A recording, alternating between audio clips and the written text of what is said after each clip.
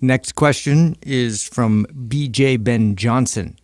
While doing a 3-day full-body weekly routine, what do you recommend doing on the off days to stimulate muscle growth? I've heard Sal promote trigger sessions. Could you explain what those are and how they help? You know, I just posted in my story, I don't know if you guys saw this, where I posted the 3 most impactful books that I read as an early lifter.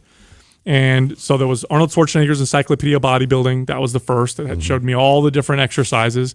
Then there was Mike Mentzer's Heavy Duty. That was really the first book that got me to question common knowledge in muscle building because it was so just opposite of what I had thought was true or whatever.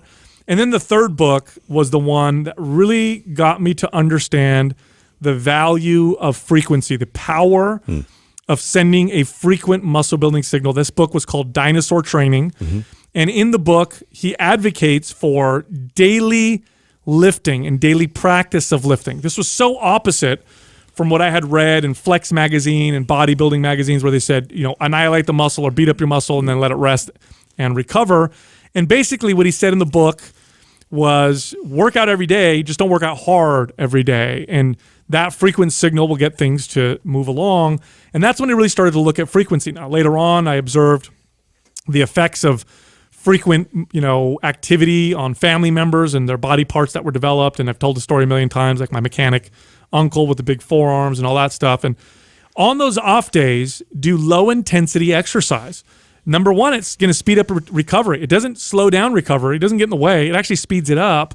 And number two, even though it's low intensity, that doesn't mean it's not sending a small muscle building signal. It's not as loud and as big as the full body workout you might have done the day before, but it does do something. And so what a trigger session essentially is a 10-minute light pumping session. You're just doing some exercises to get a little bit of a pump, and then you leave it alone. And you could do this a few times a day on the off days, and it makes a tremendous difference in how your body develops. Oh, yeah, and to kind of back that up, like one of my favorite books I'm always talking about is Supertraining by Mel Siff, and they go through all these different studies over from Russia, and one of the things was about the Olympic lifters and how they would lift and really like stay in a low to moderate intensity as they would go to do these like really complicated Olympic lifts. And they were just, sharpening that signal of how I lift and go through this movement and trying to, really like master all these little nuances that were involved in that process. And so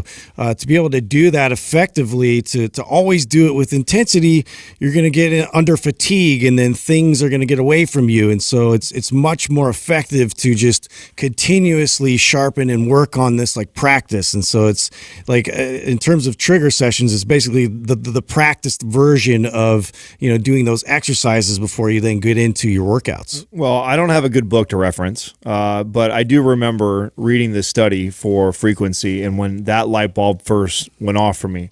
The problem, though, that I had was I remember realizing like, oh, I need to hit the muscle group more frequently. And the challenge that I had was I still was applying the same mentality that I was before. And so I think that's where I think a lot of people get stuck here.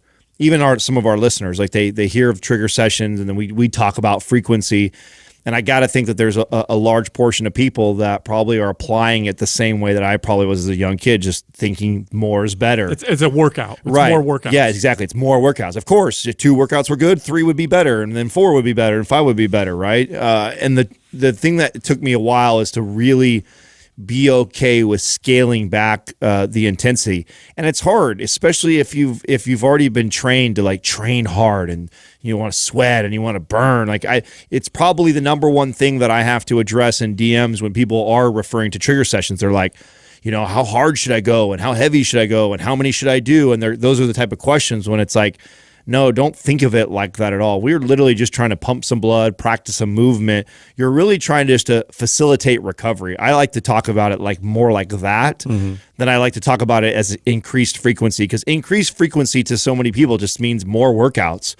And think of it more as like what you're trying to do is send blood to that muscle group that's sore. I want to send more blood, more oxygen, more nutrients to there. By me doing something really light, it's going to pump fluid into there and speed up the recovery process.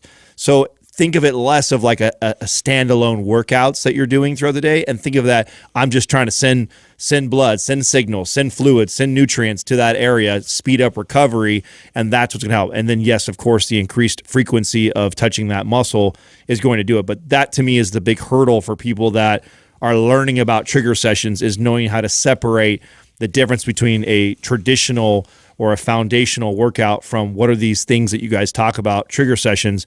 They really are. And that's why we recommend bands.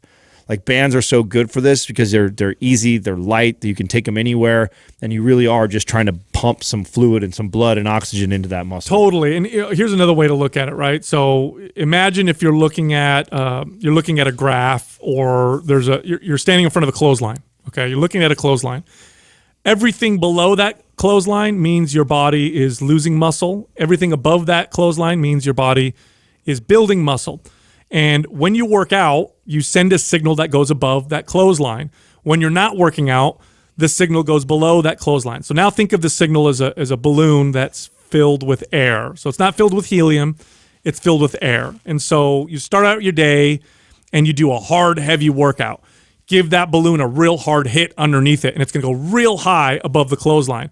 Now the next day comes around.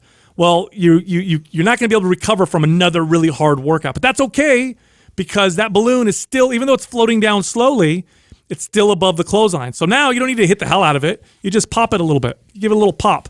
Then you wait till the next day, and then it comes down. Oh, it's getting close to the clothesline, but now I'm going to do the hard workout. Pop it real hard again.